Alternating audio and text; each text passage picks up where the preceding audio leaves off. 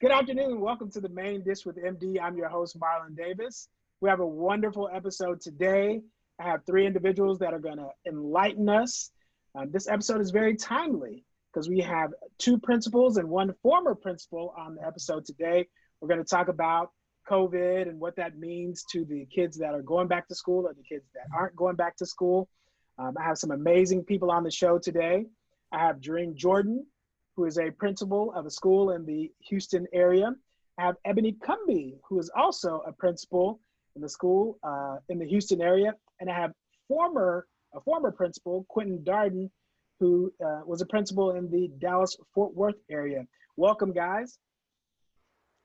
Hey, good morning. Hello, morning, good afternoon, morning. I don't know what time it is. Everybody struggles when I say welcome. They're like, should I say welcome or should I not say welcome? But it's great.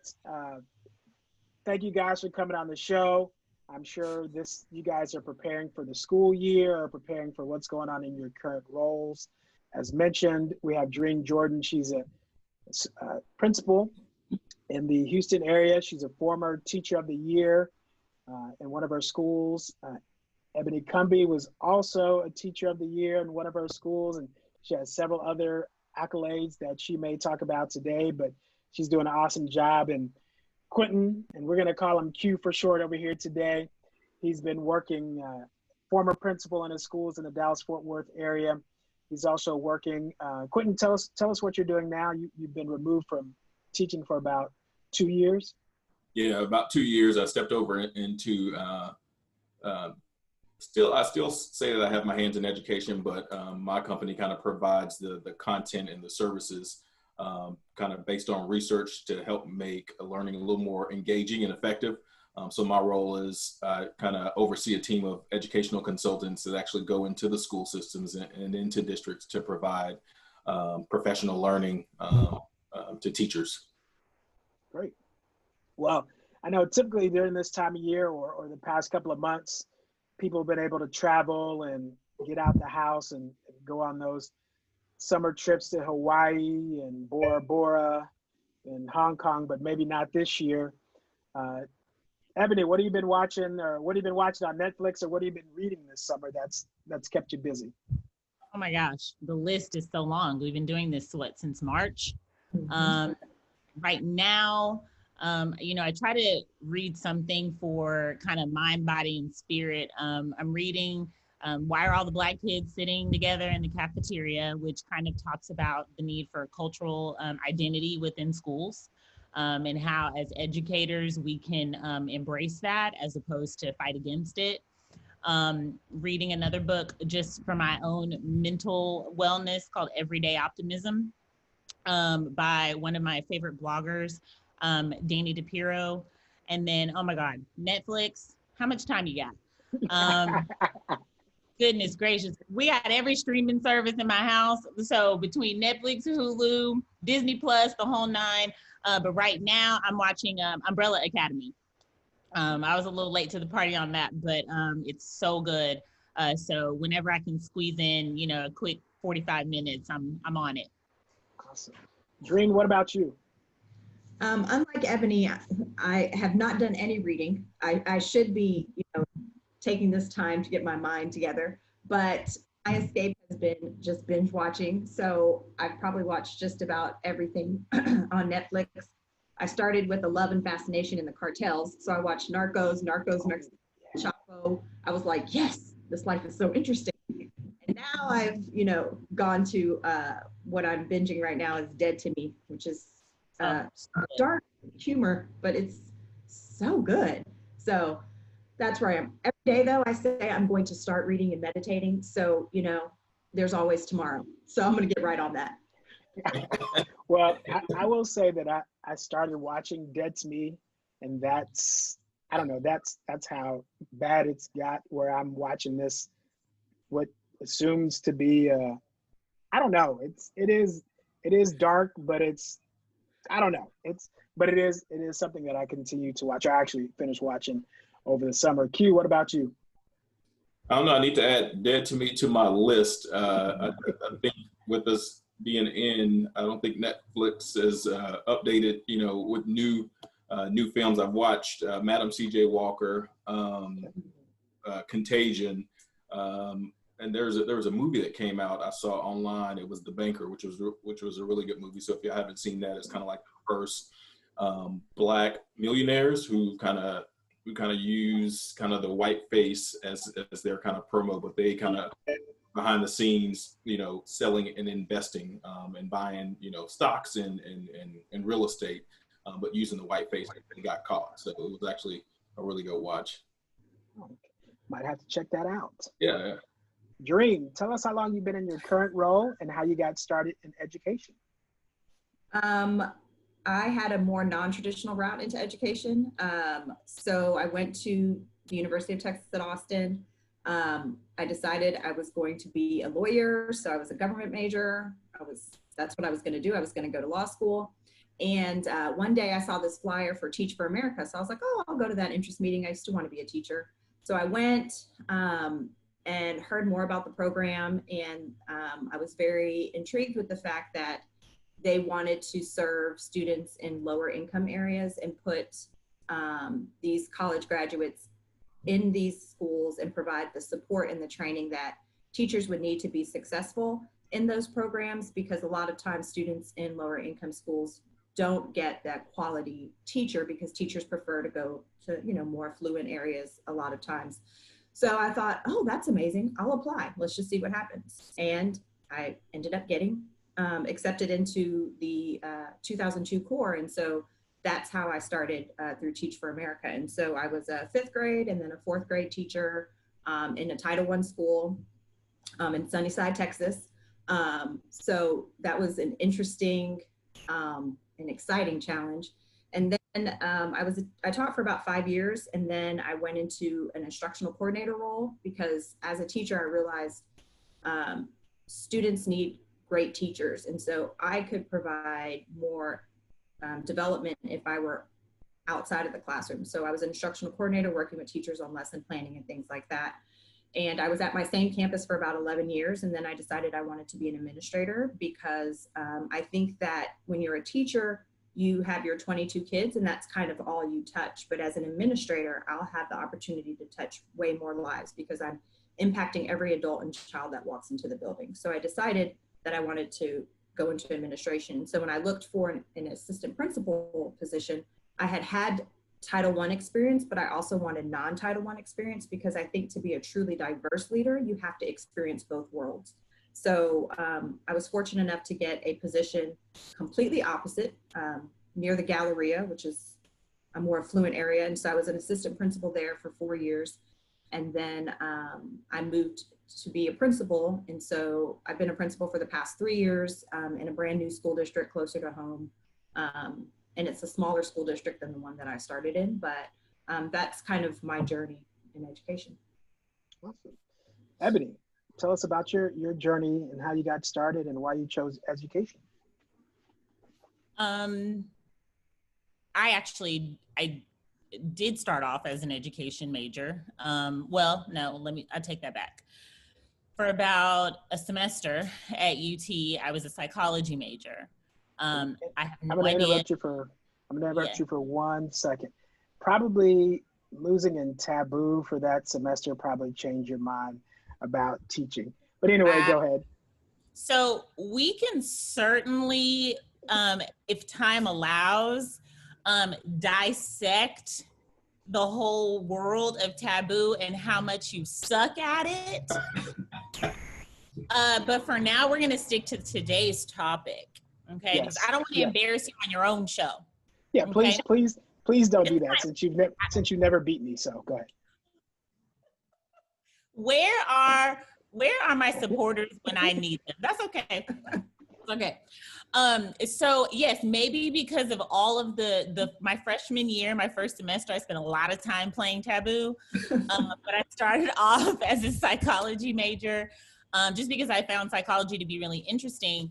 But kind of the whole time, if we're being honest, in my spirit, I knew that I wanted to teach. But for me and for the people I was around, like teaching wasn't cool, right? It wasn't the thing that was going to make you all the money. And all my friends were business majors and engineering and, you know, going into all these things. And so, you know, I spent a semester figuring it out. And then I finally it's funny how, you know, we think we have a plan and then God says something totally different. So I changed my major. And I graduated from UT with a degree in education. And I taught in the classroom very, very happily for 10 years in the Houston area, and every grade level in elementary. I don't get down. No offense to secondary, middle school, high school. That's not my jam. I'm with the little ones. But I had 10 amazing years as a classroom teacher. But just kind of like Jearine was saying, you know, realizing that I wanted to, if I really, really wanted to impact what was happening on a much larger scale, that it was time for me to step outside of the classroom. So I took several positions outside of the classroom, ultimately became an assistant principal, and thought I was gonna chill as an AP for a while. I was very happy there. My husband and I decided that we were gonna have that we were gonna try for a baby. We were in a really good spot. And then about 4 months into my role as an assistant principal, I got the opportunity to become a principal. And it wasn't something that I was mentally ready to do, but in my heart I was. And so I've been a principal, an elementary education principal for the last 9 years. This is about to be year 10, and what is no doubt going to be the craziest year yet. Yeah, so I've been in my district for 20 years, which is crazy because I'm only 21, so I don't know how to but yeah, so it's been a wild journey, but very, very, very fulfilling.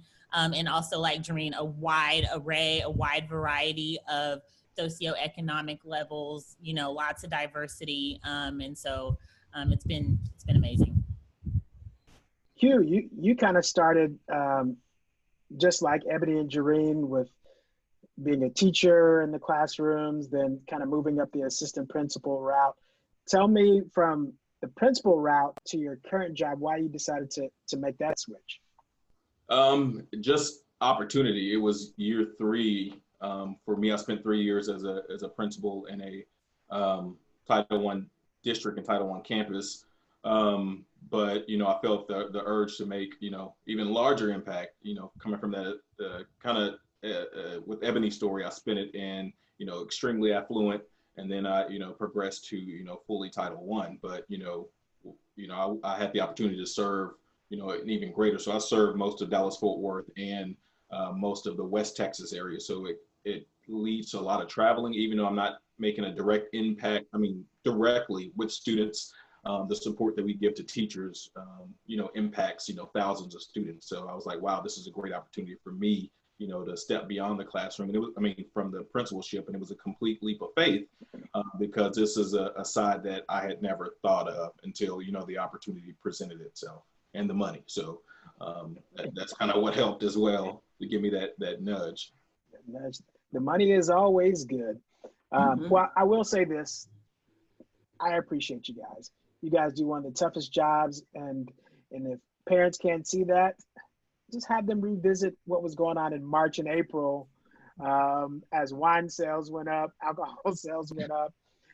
Just have them revisit this. You guys are about to go to an unprecedented time with this fall school year. I'm sure there are people on the side that want kids to go back to school. I'm sure there are parents on the side that want kids to virtual learn as we go through this. And, you know, to be fair to you guys, you've never experienced this before, and I hope you never experience it again. But we're here today to talk about some of that, have a few questions regarding that. Ebony, what are some of your biggest fears coming up to the school year? And I'm sure there's a lot. You know, what are your top fears? You're right. There are a lot. There's a lot of fears, a lot of concerns. My biggest one, I guess, right now is I'm thinking about, and I've had this same kind of concern since March, especially working in an urban school district at a Title I school where we're at 72% of my student population is considered economically disadvantaged. So I think about all of our kids who are at home in situations that may not be favorable, that may not be safe, where they may be subject to abuse or neglect. And we are, with us continuing, our district is continuing or rolling into virtual into the fall. Those kids will now be at home stuck in those situations. For a lot of our kids, school is a refuge, school is an escape, school is an opportunity for them to get basic needs met, like food and clothing in a lot of instances. And so when the doors of the school are closed, and rightfully so because of what's happening, but when the doors of the school are closed, then those are the students that suffer the most. So those are the ones that keep me up at night, to be honest, and trying to figure out how in the midst of all of this, do we continue to make sure that those kids' needs are met? That's my biggest one right now. Yeah. Jearine, what's your biggest fear and concern for this upcoming year? A lot of my concerns are aligned with what Ebony said, but also I'm also at a Title I campus. About 83% of my students are economically disadvantaged.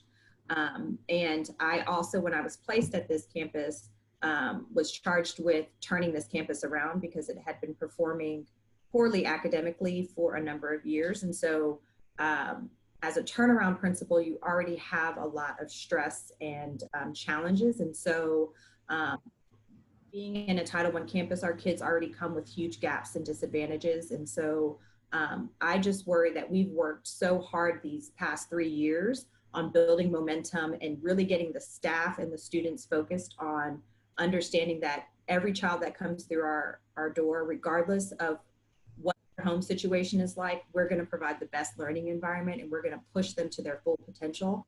And we had such a momentum when we were moving and we were making gains and we were seeing them, and then COVID hit.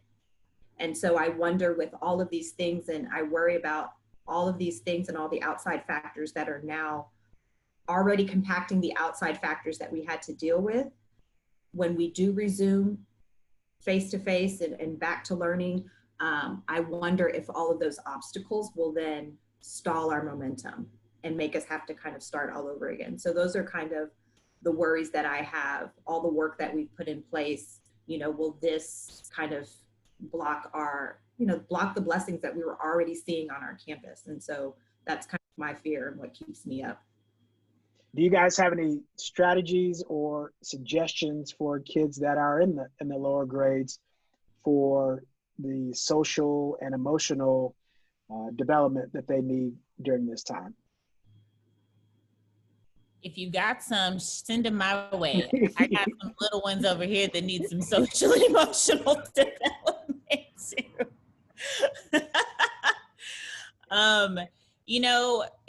I think the most important thing with the little ones is, you got to be patient with them. There are adults who are not functioning well right now during all of this, and we supposedly have it all together, right? We've developed the coping skills allegedly and all of that. And so, and I'm speaking as a principal, as a mom, my son Dylan, who keeps trying to jump in here right now, his energy level is always at a 10, right? He wakes up in the morning and he's at a 10. And so we kind of struggle with that balance of like, he has to move physically. He's got to be, he has a thirst for learning all the time. So we've got to make sure that we're addressing that. We've got to make sure that we're sensitive to the fact that he's just frustrated because he wants to play with his friends. He wants to hang out. He wants to leave our yard or, whatever. And so for the little ones, I think it's just important, like as much as you can, keeping them on like a schedule or routine, which I know is easier said than done a lot of times. But little kids really do function best when there's consistency and predictability. Unfortunately, we're in a time when there's none of that. So as much of that you can create within your home, the better, for your kids. And it's hard. I mean, my kids are 3, 4, and 8. And, it's something that we have to kind of work at every day, but just trying to make sure that they wake up every morning and have something to look forward to. And that they know that this is a temporary thing and it's not going to last forever, I think is helpful for little kids. Just having that conversation with them at a level that they understand, I think easier said than done. Try to keep that level of consistency. And as parents, try to, as best, take care of your own mental health as you can, because a lot of times it bleeds off on the kids. So if they see that you're in panic and in fear, they absorb it. Even though kids are resilient, they absorb, they pick up on, your behaviors. And so just be mindful of that. And if you do see it, if you're not in a place where you can break it down at their level, reach out to, those campus administrators. I'm thinking about, the counselor that I had. She was amazing with that socio-emotional learning. See if they have opportunities where they can connect and, with the school counselor, if possible, virtually, so that they can try to get some sort of socio-emotional learning or at their level where they understand. And I can't speak as a principal, but I can speak as an adult. We all like schedules. Like, as an adult, I like my schedule. And I'm sure prior to COVID, every one of you guys had a schedule. And you wake up, I wake up, I read the paper, I drink my coffee, then I shower, I brush my teeth, go to the restroom, I eat breakfast, then I jump in the car. If any of those things are kind of thrown out of whack, you're thrown out of whack too. So I always tell people, just relate that to kids. It's just the same way. If their normal schedule is thrown out of whack, it kind of throws them off. So we experience it as adults. So just try to have that for your kids as well. I know it's hard. I'm not saying that it's easy, but that's how I look at it when talking about kids and adults. Jearine, did you have anything to add? Any strategies? No, I mean, I think Ebony and Q said it. I do think that adults really need to be mindful of how they're responding in these situations, because children do feed off of the adults. I always tell my teachers, adults change what happens to, with, and for children. So if we are calm, if we are collected, if we are leading by example, our kids will feed off of that. And so, just be mindful that you need to be a sounding board for your kids, check in with them, let them know that if they do have any concerns or questions, that you're there to take them, that you don't have all the answers, but we'll figure it out together. And like Ebony said, this is a temporary situation, and, really look at and find the bright side. Like, this is a time, we always say we don't have enough time to spend with our kids. We've gotten the time now. So use that time to build those relationships with your children, do things together as a family, and build that family unit. Because in this country, we spend so much time going and working that we really don't take time out to really cherish the people that are in our lives. And so now we've been given that time. And so we should use it, because it will go away and we'll go back to some new normal again. And so this is a time that we have, and we should use it to the fullest. Man. Speaking about time, as we go to the virtual learning, what strategies are in place in your districts for families that have 2 working parents that potentially can't work from home for the younger kids that are, from kindergarten to 3rd grade? Are there any strategies that your districts have implemented regarding that? Our district, our district just kind of announced and released our plan about a week ago. Hey, and we're still tweaking and rolling things out and all of that. And so the plan is kind of still being formulated. But of course, in the midst of that, we're already getting communication from parents, like, how am I going to make this work? A couple of things I know that are, kind of happening not just in my district, but in other districts in the Houston area, is districts are looking at creating like virtual learning centers for students, where in that case, Marlon, like you said, there's, the parents are at work all day, basically providing a physical location for students to be able to come and complete their virtual learning. On top of getting, being able to get a little bit of physical or some enrichment or some, some art or some music and have a lunch. So basically selecting schools that will open their doors and basically provide a safe space for kids to come and complete their virtual learning. So I know that is still kind of in the works.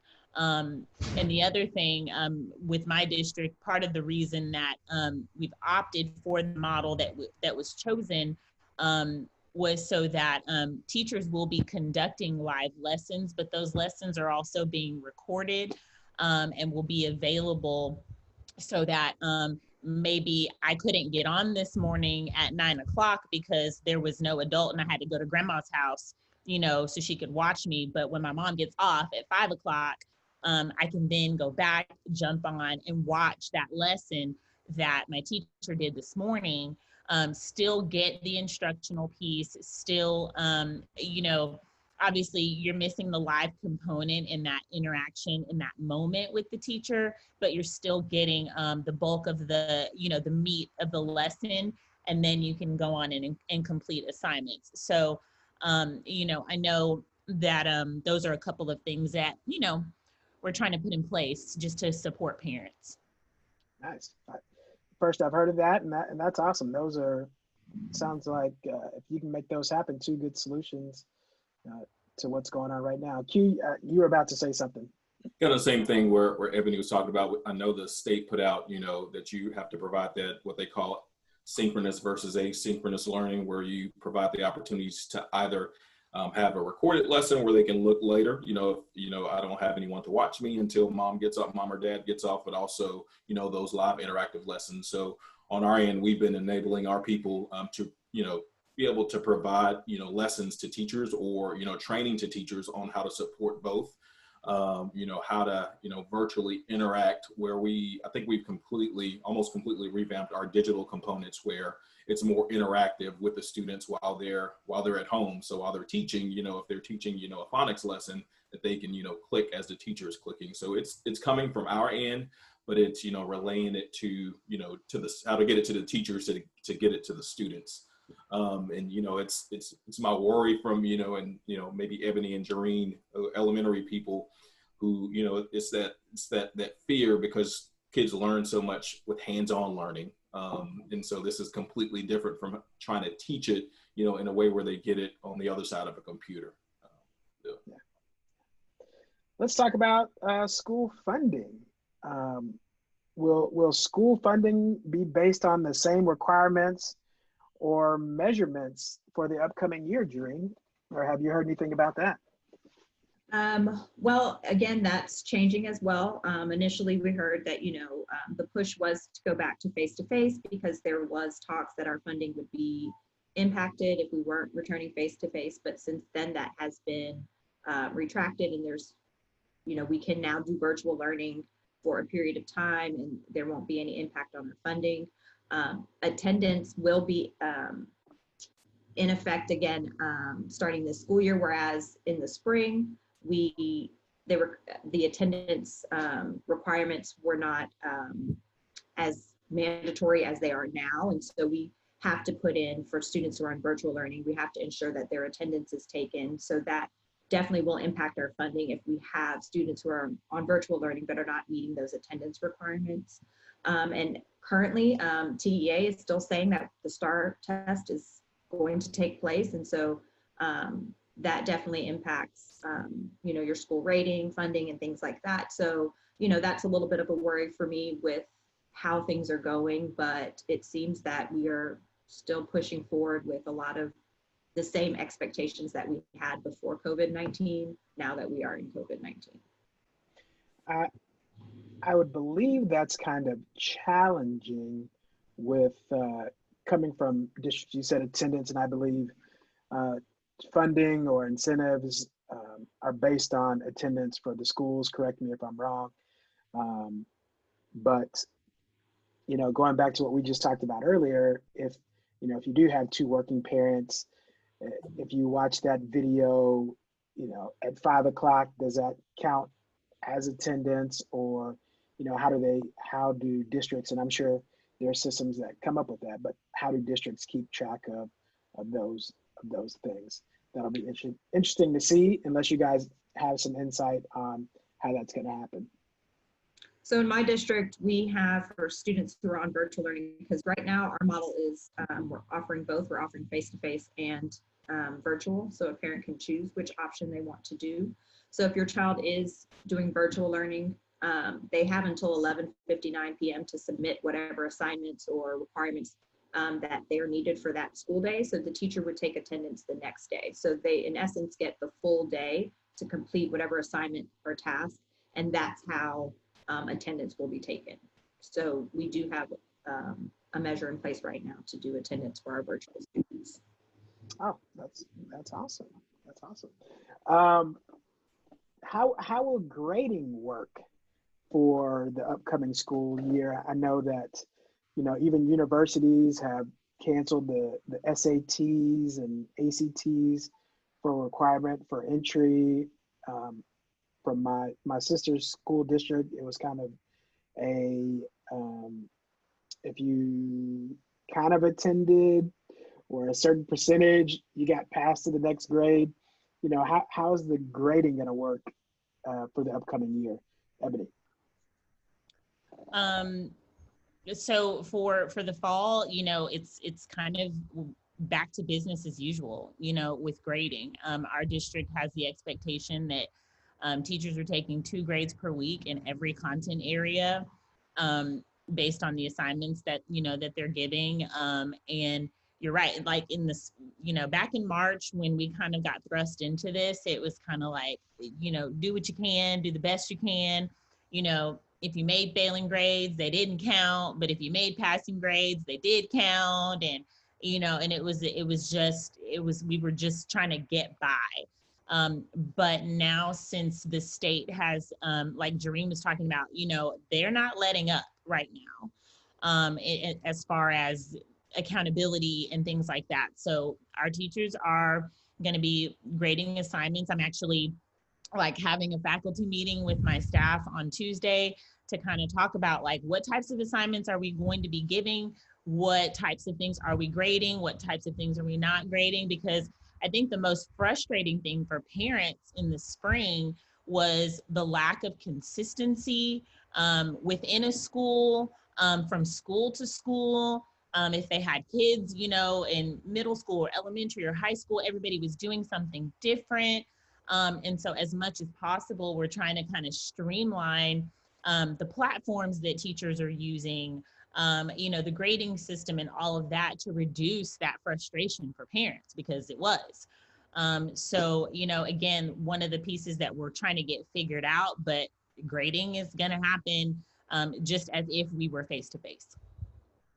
Do you believe there are any systems or requirements that are outdated in schools now? I mean, I do think the one thing I can say about COVID is that it has made us realize that we can educate students in a more non-traditional manner. I think that in education, we are very stuck in the way we do things, we come into a classroom, a child must be in a classroom, a child must be sitting in front of a teacher to learn. They must do this, they must do that. And this has made us realize that children can learn in any type of platform. And now that we're in more of a technology age, we should be shifting our teaching practices to model what students can do, because people are always like, my child can't sit in front of a computer for 8 hours a day, but your child sits in front of an Xbox for 10, 12 hours, no problem. So yes, they can sit in front of a computer, but it's just like shifting that mindset. And I think also the fact, and STAR was kind of slowly moving towards not testing a student on one day. So this one day that the child shows up, they've been to school 160 something days, but on this one day they have to perform. And this is going to judge whether or not you're an effective school, you're an effective leader, the teacher was effective based on an 8, 9, or 10-year-old's how they test for 4 hours on one day. What happens if today is a bad day? People have bad days all the time. So for me, that is something that I've always battled with as an educator. The fact that we are putting this amount of pressure on an 8, 9, or 10-year-old to perform on this particular set given day when there are so many other factors. And then you're going to judge our entire performance and our credibility as an expert in this profession based on an 8, 9, or 10-year-old, how they perform in this one window of time. So I do think in an essence, standardized testing is a little outdated, and we do need to think about how we gauge the effectiveness of a school, how we gauge student learning. And I think, you know, COVID has kind of made us had to think about these things because it's impacted the ability to have students in the building, in a classroom, day to day, or even my duty. You know, a principal's supposed to be always in the building. Well, now you've seen that I can do my job from anywhere. All I need is a laptop. You know, in the summer, why do I have to sit in the building for 10 hours? I can work from wherever, you know? So I just think it's given us a different perspective because it's made us have to think differently. Yeah, it's interesting point. It does, you know, and I thought this, it sounds like a very antiquated system. And this may be an opportunity, like you said, to improve or find ways to tweak that system. Q, did you have anything to add, you know, while you were teaching and as a principal, any systems that could be revamped during this time? Yeah, absolutely. The as Jearine mentioned, the STAR test, the standardized tests. I mean, I can remember as a principal, so much pressure put on kids that even on STAR day, I had kids throwing up, you know, because there was so much anxiety and so much pressure that they felt, even at, you know, 8, 9, and 10-year-olds. It's a lot, and you take that one day or that window of testing to justify the effectiveness of a school or a district. When we grade, you know, we look at, you know, the cumulative. You know, why can't we look over time, you know, how to determine if a student is deemed successful versus, you know, one standardized test. And I also think about, you know, how our classrooms are set up, you know, if you look at, I think there was a picture of a classroom in the 50s versus a classroom in the 2000s. They look the same, you know, rows and groups. Is that, you know, our transition over time, is that really effective? Especially when you look at the different levels of kids, you know, our different learning styles. Is, you know, a sit and get really effective? You know, for some districts, they're still doing the same. And I think a lot of districts have, you know, tried to make that shift to provide, you know, different modalities of learning for students. But I think that the traditional sit and get is extremely dated. And it, you know, I don't think we really get our students' potential if we all try to fit them into that one chair and, you know, in front of that one worksheet or in front of that textbook, you know, to learn. Well, I can say myself, I sit in front of a computer when I work, but guaranteed I'm getting up about, you know, 4 to 6 times within that hour because I cannot sit still. But that doesn't make me less effective. It just, you need to get up and move around. And speaking of moving, more effective because you know that you need to move around and that exactly. And speaking of moving around, what does that mean for, you know, the music teachers, the PE teachers, your special education teachers, your gifted and talented teachers? What does it mean for those type of programs? Or what are those teachers doing? Or, you know, are any of those classes implemented into the virtual learning? I'm sorry, Marlon, before we jump to that, I did have one other thing that I think is really obsolete that we need to, as the educational system, take a look at, and that's just the school calendar in general. There was a lot of talk and movement in our district a couple of months ago about revising what the school calendar looks like, but this idea of, you know, August to June or August to May or whatever. Like, there's so many different educational models when you look at different systems in other countries that work, that make sense.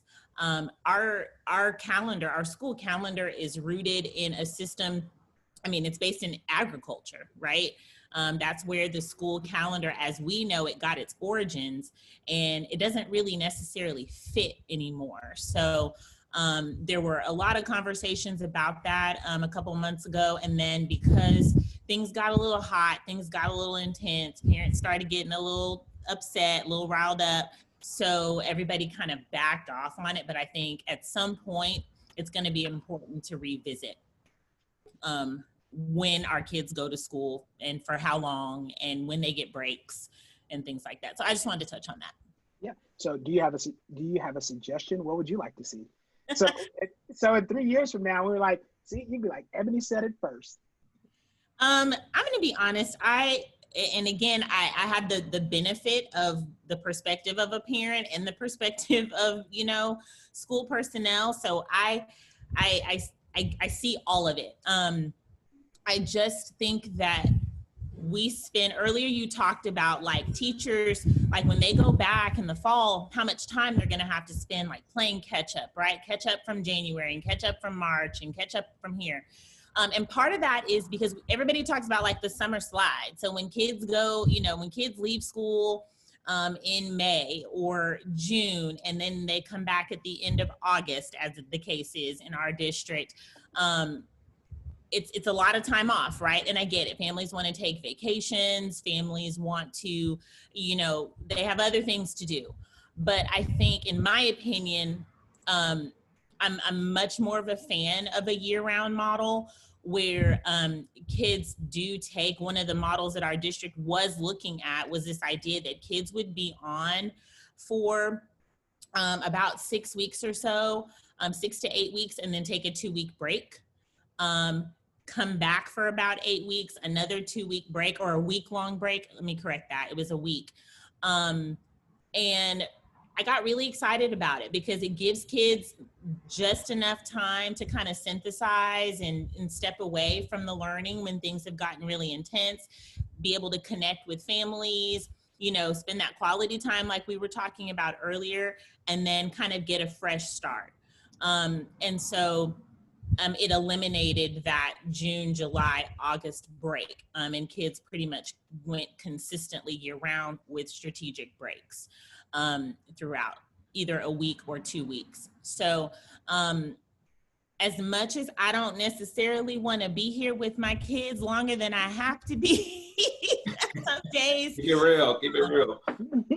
Like I get it, but I just think that we spend so much of our school year trying to catch kids up.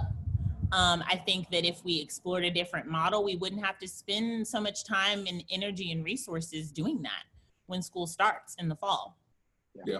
And I think in the big picture, that's probably the best practice. The pushback will be, people are so into tradition. We normally get the full summer off, but is it really benefiting kids? Because I think about, this break, there's already gaps in most kids, but I think about the Black and brown kids where there are already disparities in scores. I'm just thinking about the gap that's continuing to widen during that time off and during this time off.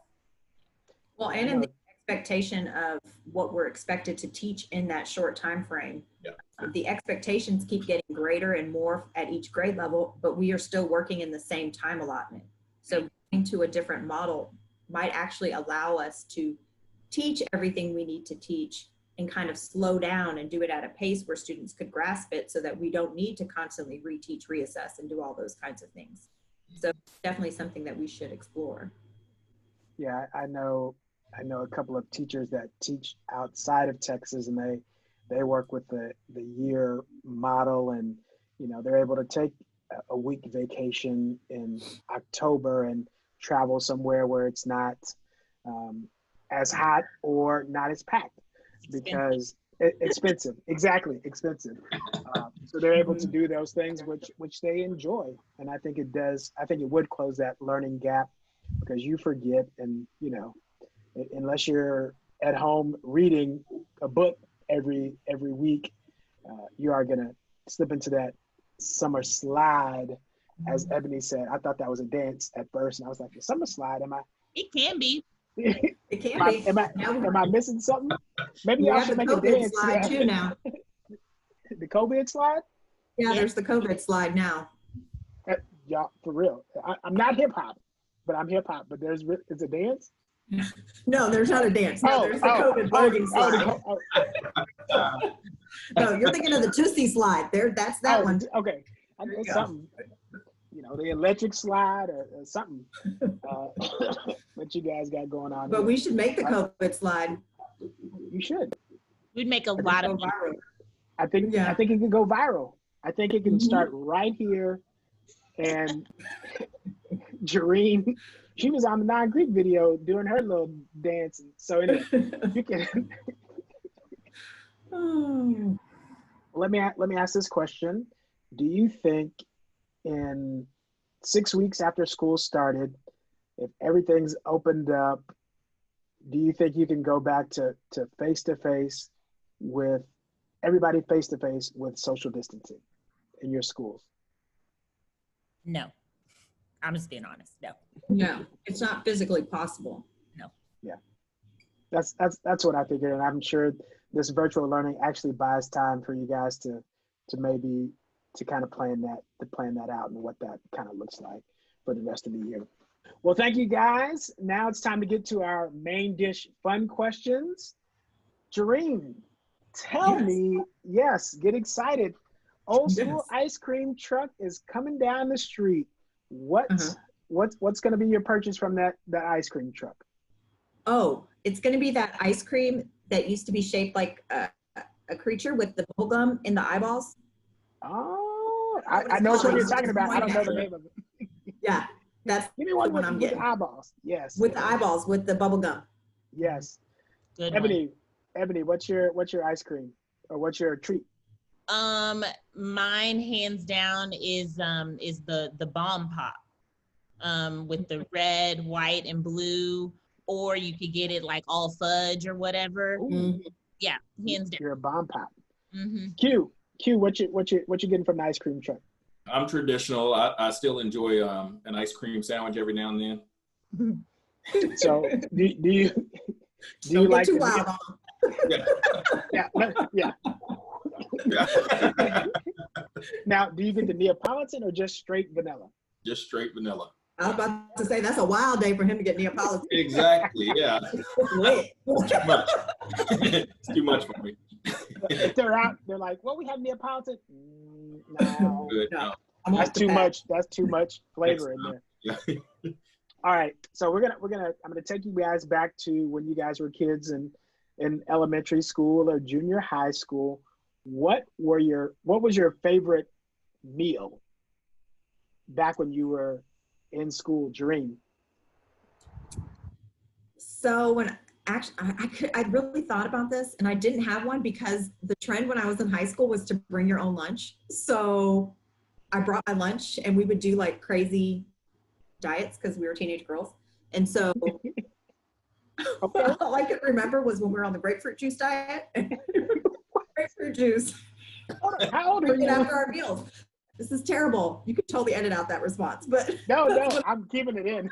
Remember, I was like, I don't even remember eating school lunch. I just remember bringing my lunch and doing really crazy things. Before I say what mine used to be, I'll let Quinton. What was yours? What was your favorite? I had two. One was, we had fajita day. For some reason, the fajitas are really good. The cafeteria ladies were mean, but that and also the square pizza. They fancy. Yeah. They still have the square pizza today. That might be outdated. You might need to outdate that square pizza. Can we get a triangle? Oh yeah, a triangle. Yeah. Yeah. Ebony, what was your back in the day? Mine easy. Don't judge me though. No judgment. Yeah. Hold on. Let me put on my non-judgment hat. Please. Hands down, my favorite was cheesy fish. What is cheesy fish? You never had cheesy fish? It's literally the cheese, a layer of cheese on top of the fish. Yes. I'm always like, yikes, guys. It is a piece of square fish, like Jearine said, with cheese, with a layer of cheese on top. It's like before they fried it, they put the cheese right on top. Did you ask for the cheese? Did you ask for it, or it came like that? That's how it came. Like that. Oh, the piece of cheese that's on top. Okay. I think I know what you're talking about. Not that I'm thinking the like nacho. No, it was a cheese that kind of stuck to it. Yeah. Yeah, underneath the fried top. The layer of fried. Thank you. Cheesy fish. Okay, now do you guys eat in your schools now at all? Or do you bring your lunch every day? Is there any special day that you're like, oh, you know what? We're having this on Friday. I'm gonna eat that. Ebony, is that Nachos. nachos? That's the only time I'll go to the cafeteria is if it's nacho day. Nachos. Jearine? Yes, I used to do nachos as well. But I worked at one school. We had a cafeteria lady. She was phenomenal. And she used to always cook like special meals for the staff on Friday. So I would always go and would be like, if they had chicken, she would fry us some chicken. Or, she would take it like a step above. So. Okay. And add a little more seasoning, maybe? Yes. You had to hook up. Elevated. You had to hook up. Quinton, what's I would do breakfast. I like the pancakes on a stick, and so I would go in and get me about 3 once breakfast was over. Take it back to my office. Okay. Once the kids were fed, you're taking 3. Okay. Yeah. I'm like, good Lord. 3? Woo. Again, thank you guys for joining me today. I appreciate you guys. I continue to pray for you as you go through unprecedented times for this year. Thank you so much, and you guys have a good day.